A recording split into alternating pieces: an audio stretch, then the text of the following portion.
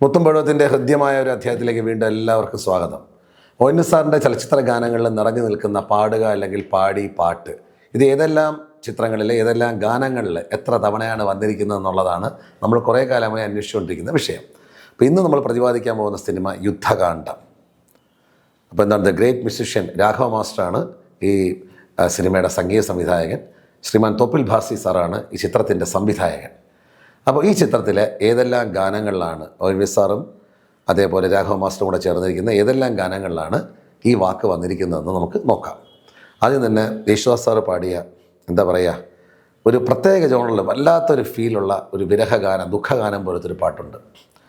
ഒടുവിലെ യാത്ര തൻ നിഴലിൻ്റെ മടിയിൽ ഒരു നാൾ തളർന്നു വീഴും, ഒരു പിടിയോർമകൾ നുകർന്നു ഞാൻ പാടും എൻ ഗാനം, എൻ ഹംസഗാനം. ഇങ്ങനെയാണ് പല്ലവി തുടങ്ങുന്നുണ്ട്. ഒരു പിടി ഓർമ്മകൾ നുകർന്നു ഞാൻ പാടും എൻ ഗാനം, എൻ ഹംസഗാനം.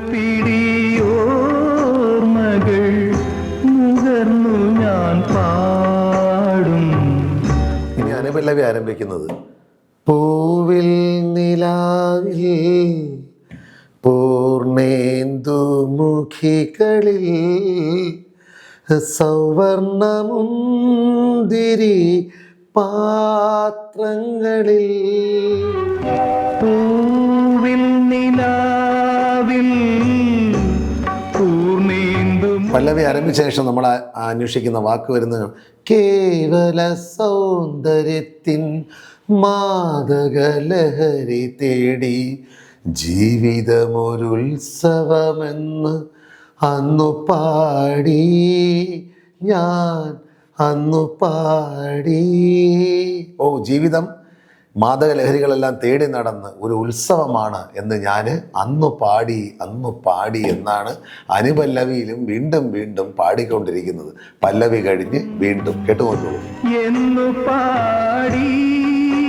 ഈ വഴി വക്കിൽ കണ്ടു തൂവേർപ്പിൻ കണ്ണുനീരിൽ പൂവിടും വേറൊരു സൗന്ദര്യം ഞാൻ.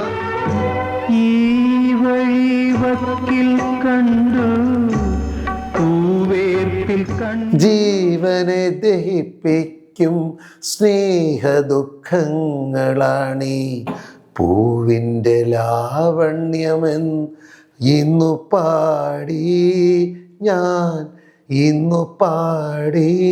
അന്നു പാടി എന്ന് പറഞ്ഞു മാദകലഹരി ഉത്സവമാണെന്ന് അന്നു പാടിയെന്ന് അനുപല്ലവി പറയുന്നു.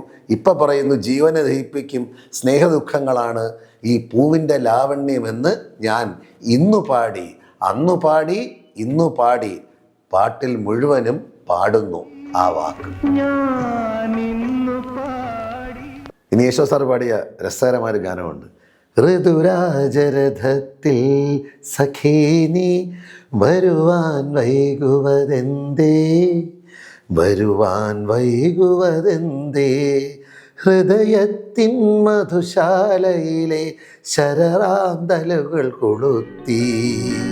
ഋതുരാജരഥത്തിൽ സഖീനി മധുപാത്രം നിറയുകയായി, വിപഞ്ചികൾ പാടുകയായി.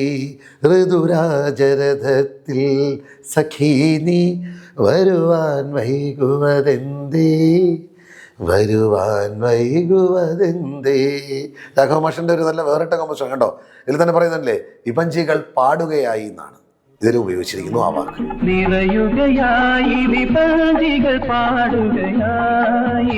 പിന്നെ ഇതിലൊരു ഫീമെയിൽ ഡിവറ്റ് ഉണ്ട്. വസന്തമ്മയും വാണിയമ്മയും കൂടെ ചേർന്ന് പാടിയ യുഗ്മഗാനം. ഇത്തിരിപ്പൂവേ നീ അറിഞ്ഞോ, തൃത്താപ്പൂവേ നീ അറിഞ്ഞോ എന്ന് തുടങ്ങുന്നൊരു ഗാനമാണ്. കേട്ടു നോക്കൂ.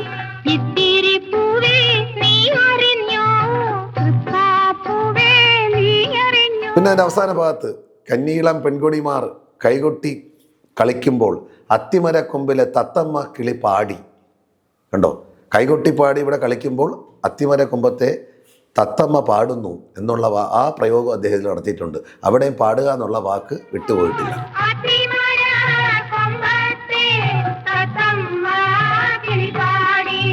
ഇതിന് മാധുരിമ പാടിയ ഒരു പാട്ടുണ്ട്, എവിടെയാ വാഗ്ദത്ത ഭൂവി. കേട്ടിട്ടുണ്ടോ നിങ്ങൾ? കേട്ടു നോക്കൂ.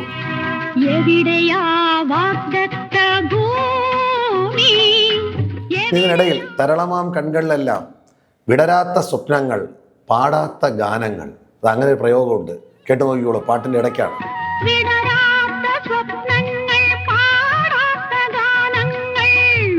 ഇനി ഇതിന് വാണിയമ്മ പാടിയ നല്ലൊരു ഗാനമുണ്ട്.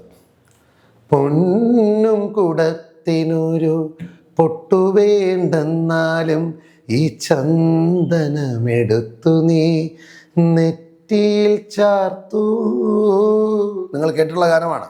ഇതിൽ ആ വാക്കില്ല, എന്നാൽ ഈ സിനിമയിൽ ആകെ ഗാനങ്ങളുടെ ശ്രേണിയിലെ കൂട്ടത്തിൽ പറഞ്ഞു എന്ന് മാത്രമേ ഉള്ളൂ. അപ്പോൾ നമ്മൾ ഇന്ന് നിർത്തുകയാണ്. 3ഓളം ഗാനങ്ങളിലും സമൃദ്ധമായി ഉപയോഗിച്ച ഒയിൻ സാറിൻ്റെ പാട്ട് നമ്മൾ യുദ്ധകാണ്ഡ എന്നുള്ള ചിത്രത്തിൽ പറഞ്ഞു കഴിഞ്ഞു. ഗംഭീര ഗാനങ്ങളാണ്. അപ്പോൾ നമ്മുടെ റിസർച്ച് അല്ലേ തുടരുകയാണ്.